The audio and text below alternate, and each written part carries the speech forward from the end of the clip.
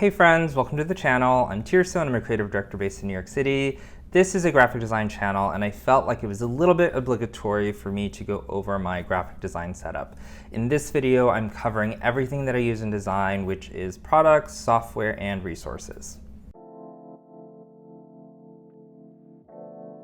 Let's start with the obvious, a MacBook Pro. You should absolutely be using a Mac. I feel like it's an age-old argument with the Macs versus PCs in the design world, but they are the industry standard. For me, a logical standpoint is that if the industry's using it, why aren't you? So let's say your industry speaks Spanish, why would you go learn Greek?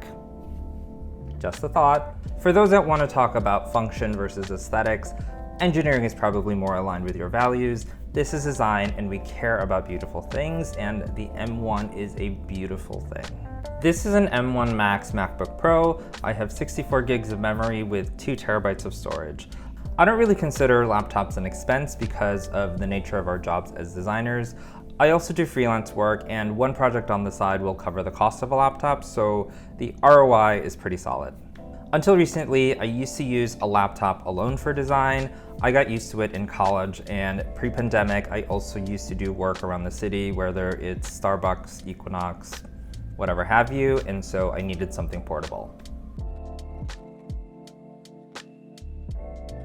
I've been editing a lot more video, so I wanted a larger screen. This is a basic model for the Apple Studio display. I didn't upgrade to the nano textured glass because I don't get that much reflection in my apartment. I did go to the Apple Store to check out the height of the screen. This works for what I need. $400 for an adjustable stand. That's someone, but that someone isn't me. I also looked into the LG Ultrafine 5K, but I couldn't get over the plastic. I also prefer my things in sets, and I am 100% in the Apple ecosystem. I do use a Wacom tablet. This is the Wacom Intuos Pro in the medium size. I use Photoshop a lot, so this makes it so much easier. I don't know how designers get things done with a mouse or a trackpad, but I definitely need a tablet. I've used a lot of pen tablets in the past, and the pen and the pen tip actually do matter to me. For those who aren't aware, in your pen stand, the bottom actually does come off and you can store your pen tips. I mentioned that I do some work in different spots around the city, so I need something a little bit more portable. I also have a Wacom drawing tablet. This guy gets the job done. It is small, but mighty. Storage is so important as a designer. My external hard drive crashed in the fall and I was a hot mess without it. The amount of money I had to spend to have the data recovered was probably 20 years worth of external hard drives, so it's not worth the hassle. My current setup is not 1 or 2, but 3 externals. I have this SanDisk G drive, a LaCie Rugged, and a Samsung T7. The Samsung is solid state and clearly super portable, so I use it for any files I need quick access to and any project files that I'm currently working on.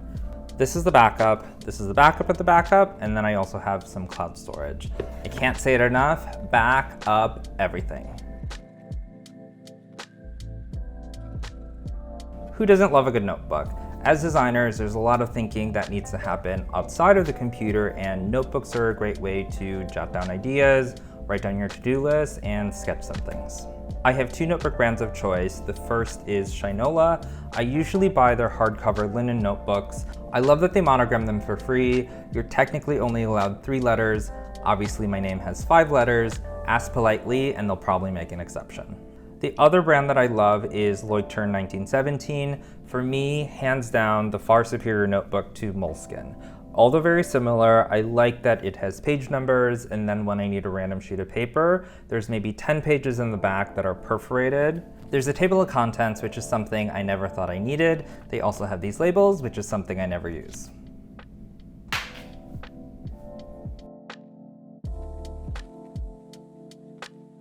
I feel like everyone should have a favorite pen. I pride myself on having fairly neat handwriting, and I need the right pen to do it. My 2 pens of choice is a Uniball 207 or a 205. I also have a Leuchtturm 1917 De Griffel. Probably butchered that pronunciation, but we'll move on. This is the Monocle edition. It's a little thin, but I like the aesthetic, so I use it.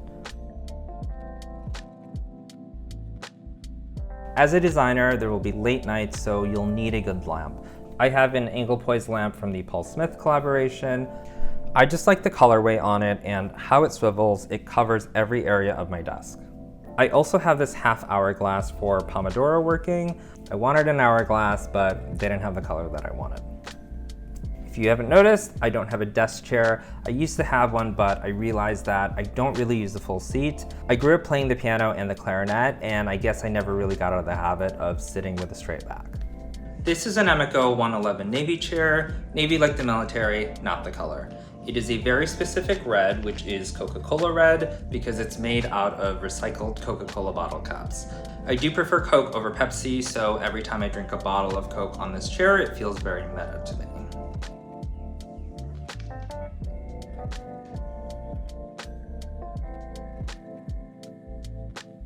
So let's get to software. I use mostly the Adobe Creative Cloud. On the daily, I'm using Bridge, Photoshop, InDesign, Illustrator, and XD. I'm only using XD right now because that's what my department is using. In my previous art department, we were using Sketch. I would also recommend that you look into Figma, which seems to be what everyone else is using today.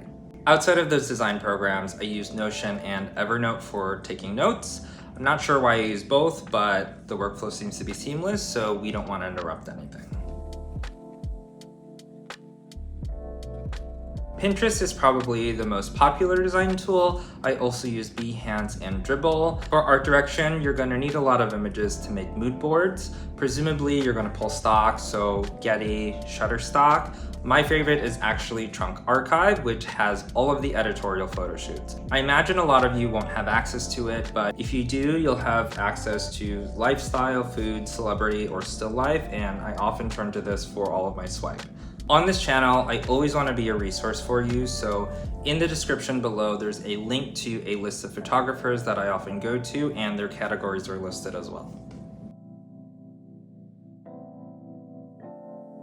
I'm a huge fan of continuing education for designers. The industry changes so fast and it's important for you to keep up with it. You probably won't be able to keep up with all the trends just from your normal job.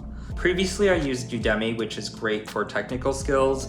You could probably find the same content on YouTube for free, but Udemy is a great resource for those of you that want a structured class. Definitely wait for a sale though. The classes always drop down to $10 or $20, so save your money.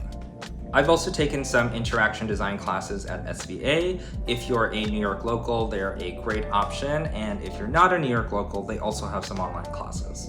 Some of you might be looking to a UX bootcamp.